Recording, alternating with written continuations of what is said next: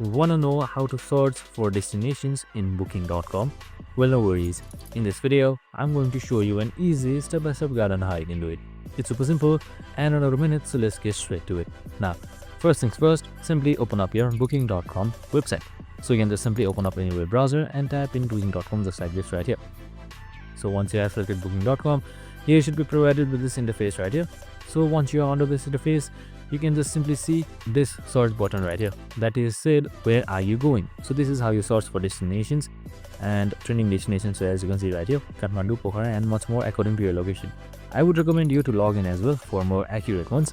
So you can just simply select any one of these locations. So I'll just go for Kathmandu for now.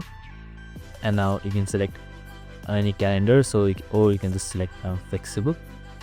Just simply select any one of these options and then select dates.